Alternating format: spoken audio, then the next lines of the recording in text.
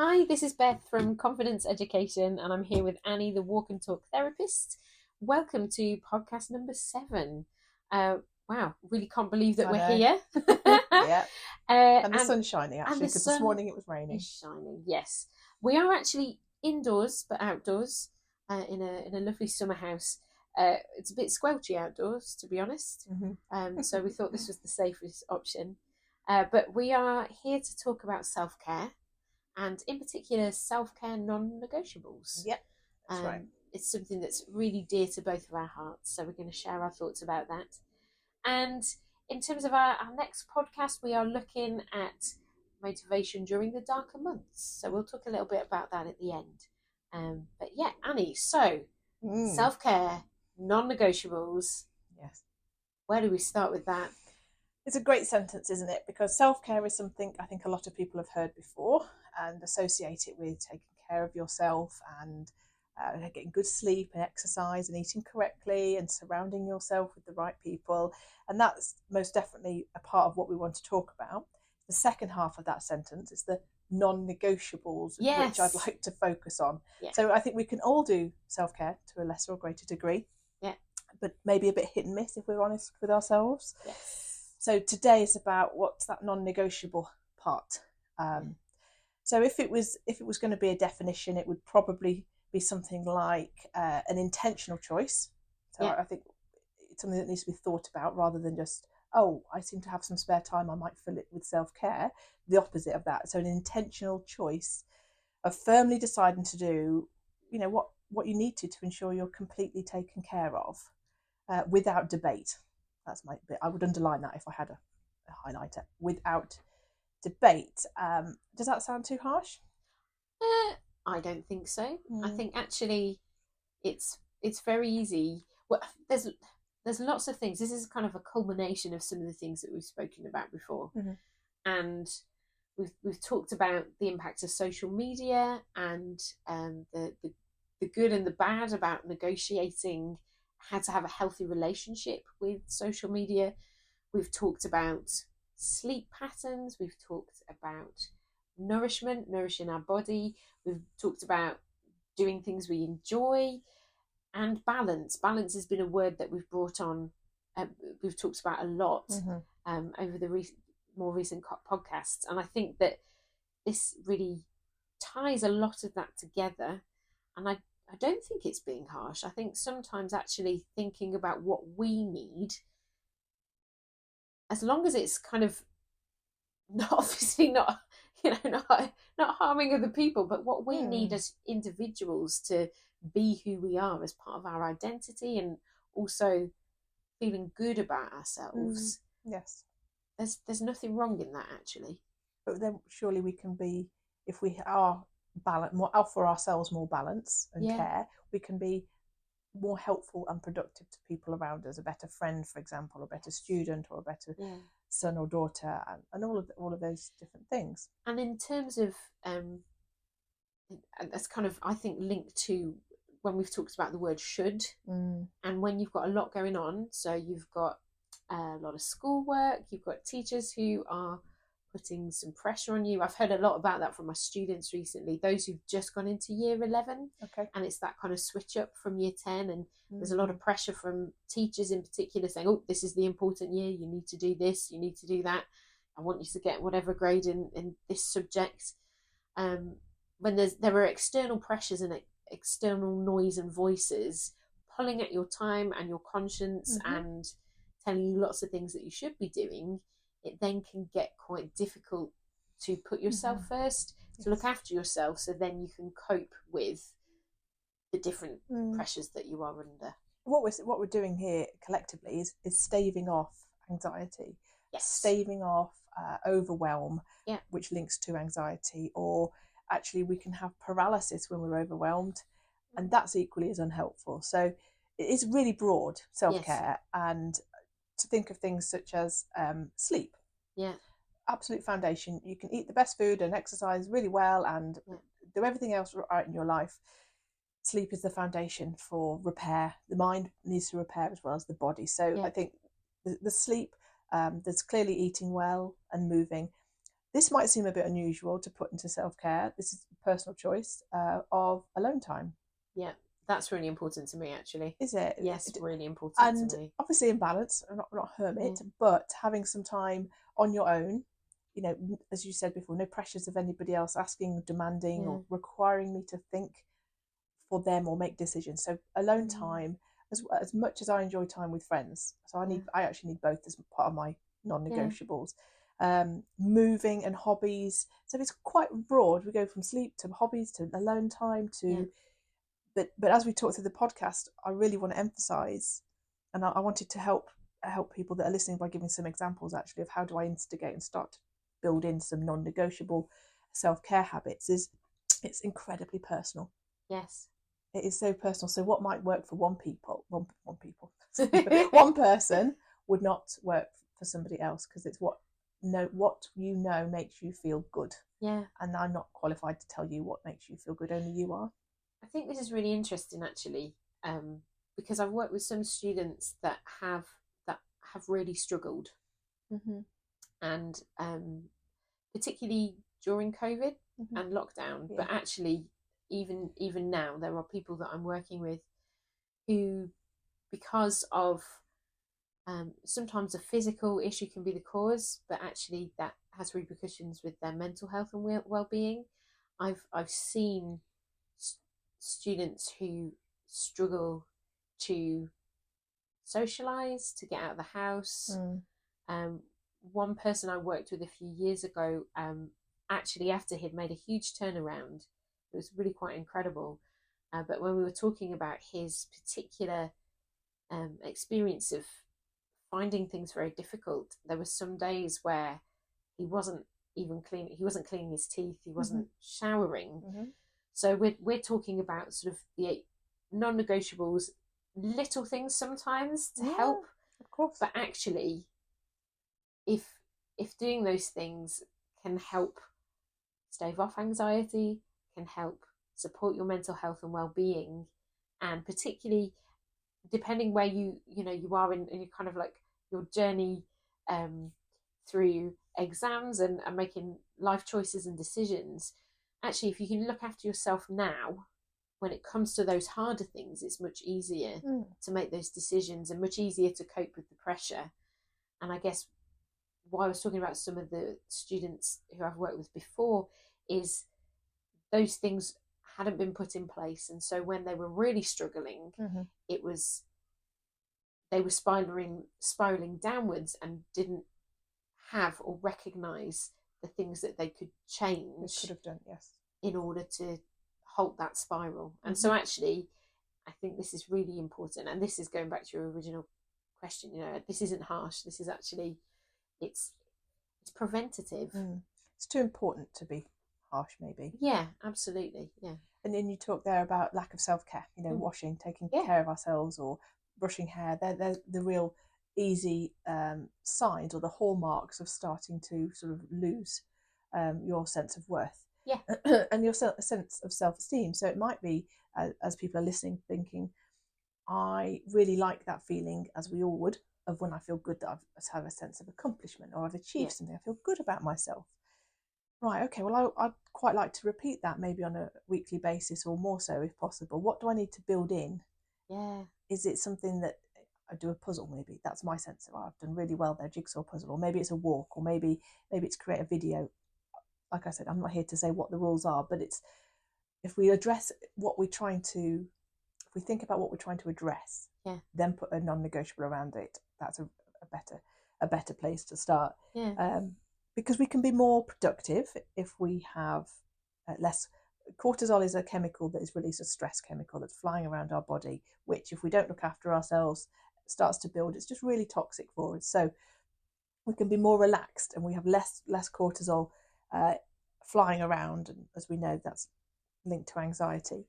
But we can be more productive. Talk about mocks coming up, or maybe this type of or the time of year they're talking about these bigger issues. We want to be more productive, focused, and only that can happen if we have balance everywhere else. So I suppose a starting place would probably be a bit of a review of, and it will take some quiet time to sit and think, have I got enough balance in my life, whether it be work, school, my social connections? Do I spend more time with one group, and I'd prefer to spend some one-to-one time with other friends that I've got, and that would offer me some balance there. Do I get enough sleep? Do I have a bedtime? And sometimes people laugh at me. They say, that sort of thing you do for children, you have a bedtime. I said, yeah, but it's important to have that sort of, your body then gets into a routine of knowing it's going to expect 7 or 8 hours sleep. One of a colleague of mine, she was talking about her son, who's 15, 16. He's just gone into year 11. And she was saying that over the summer and coming back to school, there'd been a real shift. And he's going to bed at a reasonable time. He's starting to go to bed at 10 o'clock because he started waking up. He wants to have quite a protein-filled breakfast. Okay. Requires effort. Yes. Tell what you're going to say. So he makes scrambled eggs. Yes. Yeah. And he also likes to walk his girlfriend to school. Nice. So those two things for him are real priorities. And he gets up early, makes his scrambled eggs, goes out, walks his girlfriend to school.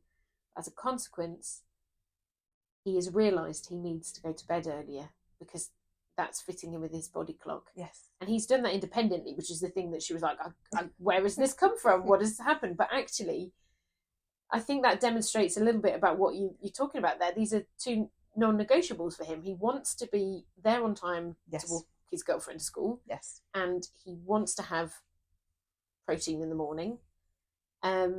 So he's made time to do that. It's made it happen. I completely applaud that. Yeah, I know. And they should, and I'm going to say should. I hit myself on the wrist for saying that. Non-negotiables, when we think about them, will need to be things that you want to do, not that you think you should do. And the first thing I think of is exercise or gym going. When people say, I'm here because I should, that's not a non-negotiable for me, because you're less likely to feel good. You're under duress, or you're under obligation to do it. So that's not what we would be looking for. So non-negotiable is something we do. I want to do it. I like doing it. And I just want to repeat that particular practice. So as you say, for that example, it was that person, he would have got some good feelings out of getting up early, having a protein breakfast, walking his girlfriend. So as we all do as a species, we want to recreate a good feeling. Okay, if I can do it again. Yeah. And it's not because he's been told to. No. I bet it would be very different if a parent had said, I need you to go to bed at 10 o'clock. Yeah, exactly that. And I think that's what surprised his mum. But good on him. And I think I was actually talking to her about this year in particular, and it does, because he's going into year 11. I think that routine that he has there and how he's going about his work ethic, he seems really organised and kind of quietly getting on with things, if I'm honest. He's kind of got a handle on it. And it was really lovely to hear. And she said, again, it hadn't come from her, this had come from him. And that's really important, isn't it? As you've said, this is something that's important to you, that you want to do, and you want to achieve. And I often have conversations with students about choices. And I've worked with students who are going through challenging times and are reacting with challenging behaviours. And there's no way that I can actually, that they know what they're doing isn't particularly helpful for anybody, but it's a pattern that has occurred. And so having that conversation about choice, if you carry on going down this path, you know where that's going to end up. However, if you make choices to do things differently, as hard as that might be, actually things can get better and they can change. And this lad that I've been describing, he's made choices about things that are important to him and what he wants to get out from this year. And even if things don't go planned for him with his GCSE grades, I really do think that how he's managing this year and putting things in place to look after himself means that he will be in a better place to cope with things if it doesn't quite go to plan. It just can't. There's nothing to lose. There can't be any. If anything, he would learn from what he likes, doesn't like. There can be no harm in doing it. I think on top of what you're saying about it's come from him, which is important, and it's something that they want to do, not been told to do. They're all really important. The other thing I was just going to add on to it, it would take self-discipline Yes. to. I think it's important to say it's not easy to put new habits in, like a standard, full stop. Yeah. But here we're talking about things that we are trying to say that we're worth. I'm worth spending this time on, or it's worth that I'm worth the time investing in myself to do this, because I know that my health will be better. I'll fall down with less illnesses, maybe. Yeah. Excuse me. So being discipline, repetition, and just trying your new habits and seeing how they get on, and whether they fit. If they don't, change them. It's okay, but doing something is far better than doing nothing. Yeah, absolutely. And I think as well, and I'm have a feeling you're going to talk about this in a moment. Excuse me. It's about finding time, isn't it? Yeah, it is. I think we'd all say, I've got a frog in my throat, excuse me. We'd all say that there's so much on our plate. Whatever age you are, there seems to be a pull on all of us. And a clearer way to think about it. And I know you and I have spoken about it before, that recently did an article on it, and it's in some other work that I do with clients, is a 1-1-1. And I think that brings clarity of, oh gosh, I've got to do all these self-care things now and they're all non-negotiable, and that's very not what we're saying here. We're asking to think, for me to be the best I can be, the healthiest I can be, the happiest I can be, what small things can I put in that make me happy? And 1-1-1 alludes to thinking of doing one non-negotiable a day. And I think that's really reasonable. Yeah. I'd even argue we could probably put 4 or 5 in a day, whether it be I need to eat 2 pieces of fruit today. I just know that I feel good when I've done that. So that might be one of those. It might be I'm going to go to bed at 10 o'clock. That's my non-negotiable. So already we've got to 2. But if we would say 1 a day, anybody that's listening, I'd ask them to think about, what do you currently do? And if you don't, consider maybe, is it listening to some music that makes you really uplifted, or maybe listen to music that makes you relax? I know that's good for me. I'm going to put that into my day. So that's 1 non-negotiable per day. The second one would be to think of 1 non-negotiable per week. And then you could probably guarantee you can work this one out. The third one is, what 1 non-negotiable do I need to put in to make my life really happy a month? And they can be various things. For me, I'll just share. I always get up before the rest of the house. I like doing that. That's my 1 non-negotiable. It stresses me out to be woken up by people. I like to wake up on my own and have my quiet time before everybody else. And my body works that out now, that's my natural wake up time. So it's not actually difficult as it may have been at the start. So in that time, I might do something for myself. I might stretch, I might exercise, I might do neither of those actually, just have a cup of tea. But that's my 1 non-negotiable per day. A week, there's a dance class I go to. So I'll make sure that whatever childcare or work needs to work around that, so I can attend that. I know I feel good after that. And then monthly, it varies, but it's certainly meeting up with friends or doing something sociable. That's kind of one of those. So I think anybody listening thinking, where do I start? That's a thoughtful place to start, is 1-1-1, and maybe grow on those if you can. So Annie, I was hoping you'd be able to help me today, because I had thought about, or intended to put in place, a non-negotiable that was a weekly thing. Okay. And this is genuine, hand on heart true. Okay. And it's something that I would like to change. So I know that going swimming for me is something that makes me feel good. It's exercise I enjoy. It's good for my various aching parts of my body, like my shoulder. It loosens it up. And I really enjoy indoor swimming. I especially enjoy outdoor swimming if the weather's okay. That's an open water. Open water, yeah. Okay. So I said to myself, I am going to go swimming once a week. And I did it a couple of weeks in a row and felt great. And then other things started squishing that out of my timetable. And so I'd made it a non-negotiable and I haven't stuck to it. So have you got any help or advice about how I can reinstate that as a non-negotiable? I suppose my first initial thought is it a flexible option to go swimming on different days, or does it have to be a certain day? Because you're non-negotiable, if it's a weekly one, it doesn't have to be a Wednesday. It could be a Monday, Tuesday, Wednesday, Thursday, or Friday. So that's my first thing. Are there options for you to there are, move actually. it? Yeah, I could do it in the day. So I don't have to do it in the evening. So there's having a look at when the non-negotiable fits best for you, and if it's not working out, then be kind to yourself. Don't think it's all fallen by the wayside. Think, where else can I put it in? Because it is still important. The other thing is, in honesty, what's squeezed in that shouldn't have been allowed in? It's usually work. Okay. Yeah. So what has the change been? Maybe you not being able to say no? I think it's kind of expansion of the number of tasks I need to do. Okay. That's been the issue, and trying to fit those into the time that I have. And the swim is what, an hour, half an hour? Yeah, I'd say like swim is a pain because you've got to get there, get dressed, all that. So let's say an hour. Okay, so you have an hour there, and the work that you have now put into that hour that's stopping you going swimming, could that go somewhere else? I'm sure it could, to be fair.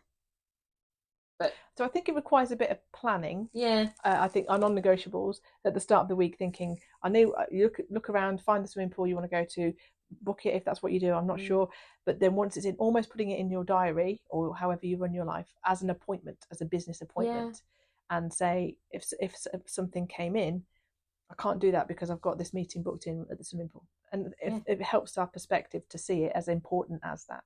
Yeah, because what you've put yourself as less important at that point. Yeah, I think that's really true, and I kind of work my calendar like that anyway. But I don't do it for the things for me. I do it for work. So I guess it's bringing in. It is that, and it's also seeing it as an appointment. It's an appointment for yourself, with yourself, with myself. It's an appointment with yourself, and I would also ask you to consider, because I'm in the business of feelings and emotions, that you lit up then when you said, I felt really great, I did it twice. And I think you maybe forgot those good feelings when that workload came in. And if you'd maybe had the opportunity, and I get that life is busy, to remind yourself of, I'm going to miss that good feeling. I'm not going to have it this week if I let that work come in. So, no. And just talking to you about this, I've kind of I've not stuck to my own word here, because when I've done work with students about revision timetables, I always say, because I like to block it out and I show them how to do that and like organise their time. And I always start it off with like, okay, what do you do that you can't move that's important to you? You know, are there sports clubs or craft clubs or something? And I always get their timetable and we put those in first before working out anything else. That's good. Isn't it good? That's ideal. However, I'm not doing that for myself, it would seem. Next time we're going to get a pen and paper. We'll map out what's important to you. Yeah. So I can do it because I've been telling other people to do it. I just need to. And you've done it.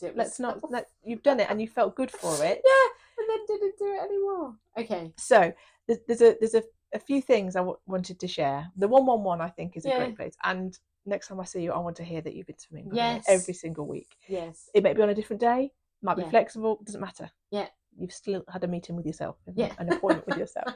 It might be if people are completely new to this, that they choose one thing and they start just one a week, just to start with, and then add on maybe a few more as people go on. Bite-sized chunks I think is important, and I'm sure you'd advocate that in the work you do as well. And people feeling free to tweak it. So they've tried one non-negotiable that they know they like, but it was the time of the day maybe didn't quite feel right, or I need to tweak it and change it, and I still want to do it, but I need to move it around a bit, but not to give up. A bit like that discipline part of any adjustment we go through. We kind of just have to revisit it every so often when it doesn't quite work out. And I had also considered, I'd be interested in your thoughts of just if we were to take one day at a time and we were to write down, these are the things I absolutely want to get done today, not because I should or for anybody else. These are things I really want to do because they make me happy. And to keep that list, whether obviously more modern on a phone, but pen and paper, I'm a bit retro like that. And getting towards the end of the day and revisiting that list and thinking, well, I haven't done all of these things. But then at that point say, right, then I need to fit them in the last 4 or 5 hours of the day. Because again, that sense of accomplishment would be there. And it could be simple things, like I've said before. It could be a read for 30 minutes or a walk, listen to music. I don't turn my phone off after 10 o'clock at night, early at 9 o'clock at night. If it gets to 7 o'clock and you haven't done some of those, then do them. A bit of discipline. And again, this isn't a to-do list. This is, I know I like to do it list. And you're going to feel better for doing those things. I think it's really valuable.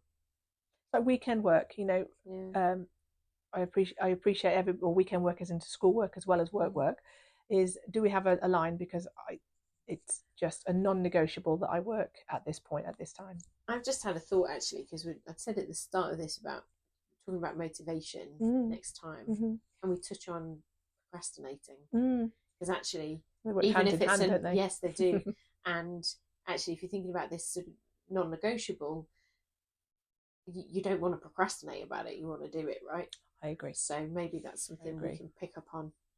Let's do it next time. So I think, in summary, there's a few things to think about, as in stopping now and reviewing your life and thinking, have I got everything I want in it, and why can't I? I've got choice, like you've said to your students. I've got choice. Where do I need to work hard and weave it in? Getting a planner, getting a diary, whatever it might be. One thing a day, one thing a week, and one thing a month, and try that. Or alternatively, just start with a day and say, I need to make sure I eat these things, or I drink these things, or I walk, or I talk to this person because they make me happy. I just the list is long, because otherwise we're going to be sitting there waiting for burnout, or waiting for negative relationships. Maybe we're getting agitated or a little less approachable, and life's just not, it's too short to wait for that, to put those in place. You've got to work into the harder stuff, things that you enjoy and that make you feel good, because that is part of looking after yourself, and that is self-care. It is self-care. And another one of another non-negotiable for me is every 3 months I would take a break from work. So not necessarily a holiday, but a break from work, due to the nature of the work itself, but also I value, really value my family time, and so we're making sure that there's a few days away every 3 months, so that I am refreshed, reset, and rather than feel in crisis point and then try and find time for a break, it's nice to have something to look forward to. It's nice to know it's on the horizon, and actually 3 months is really manageable, and that is a simple non-negotiable for me. That does not move. And that goes back to what I said about how it's preventative, isn't it? You're preventing that burnout. And it took some practice of getting it in place. Oh, what will people think? Oh goodness, here she is off again. It took a while for me to battle that demon of readdressing my priority and what I wanted to do. And all of that was imagination in my head anyway. Nobody ever said, I can't believe you're having another break. So I had to have a word with myself. We're only human. I think that's a really good example. So 111. I'm sure that's very different to 999. We don't want 999. We're 111. 111. And excellent. If a nice maybe note to finish on. I know we want to talk about episode 8 at the end. For someone to think of the phrase, how we live our days is how we live our lives, because each day, obviously, day after day, maps out to be our life on a larger scale. So if our day is busy and stressed and chaotic, I would typically, and with the clients I work with, assume that's a general sense of their entire life. If your day has balance and texture and variety in it, again, I would surmise that person's life also in general would also feel similar to that day. So day is a micro version of your life. Brilliant. And it's seeing what you want from that day, not and what you how that translates to how you live your life. Otherwise we're bordering on those conditions of worth of, I should go to the gym and I should do that, but I'm doing it under complete duress, complete pressure, and I hate every minute of it. Then it's not a non-negotiable self-care act for me. Wonderful. Thank you so much. Thank you so much. Thank you for sharing. Thank you for that. So episode 8, motivation. Or managing motivation. And I think Beth and I chose this as we were starting to get towards the darker months of the year, and that really can affect people's motivation and mood.